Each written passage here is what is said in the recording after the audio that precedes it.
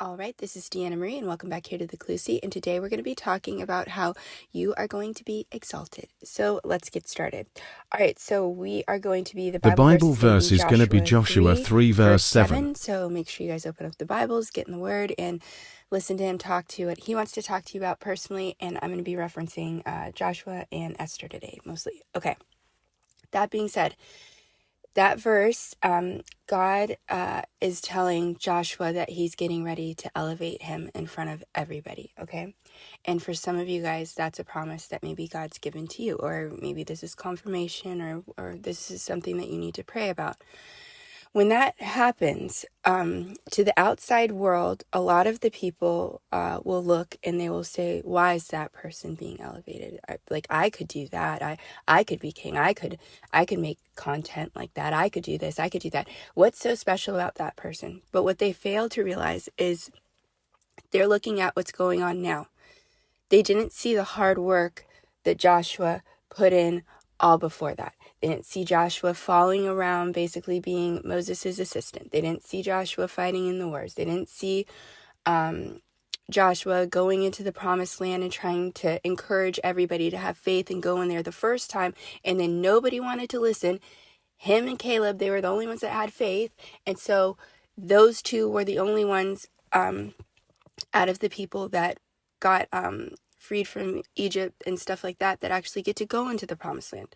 Everybody else, nobody else got that honor. And so sometimes people don't see all of the difficulties that you've gone through. They're just looking at the outside and they're thinking like, wow, why was this person so special? And they don't see everything that God is going to use you and need you to accomplish either. It's not going to be like whenever you're chosen or God decides to use you for something, it's normally not an easy route.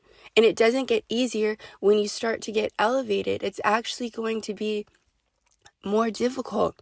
It's going to be harder for you to listen. It's going to be, sometimes you have to do things that are, you're the only person that has that type of sacrificial heart that's necessary, right? Esther, a lot of people like to quote like, for a time such as this. Yes, that's a great quote to use, but pay attention. She was the only girl probably that was going to put her life on the line, because maybe if anybody else, if God would have put any other girl and made them queen, they would have been focusing on their clothes and this and that, and they would have thought, I don't want to risk my life and go see the king if he hasn't asked for me. I don't know if I want to do that.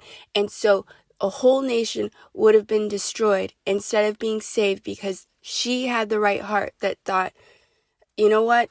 If I perish, I perish. It is what it is. I'm going to go do this. And she didn't let the fear overrule her decision. So maybe that's the one girl that could be placed there. And it wasn't about anything other than that. I don't know. But when you get elevated, when you start to go up and God starts to exalt you, there's going to be a lot of people that look at it and go, well, why is that person? I could do that. David, look at David and Saul, right? Saul was looking at David the whole time like, what makes this kid so special? You're in my house. I'm king.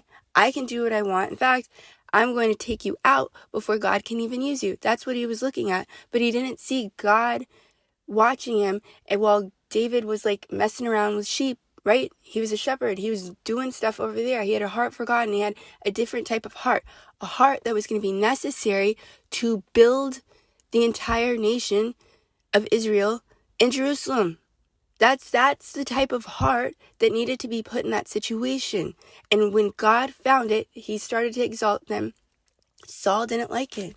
He didn't like it at all. But it doesn't stop what you're doing. But you need to be, one, be aware of that.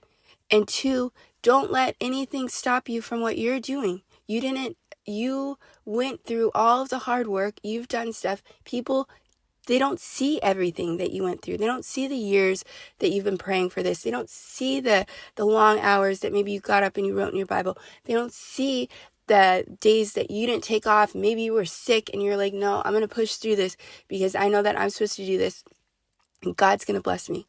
And they don't see you staying up late. They don't see all of that. But you are chosen and you're being exalted because God said, that's faith.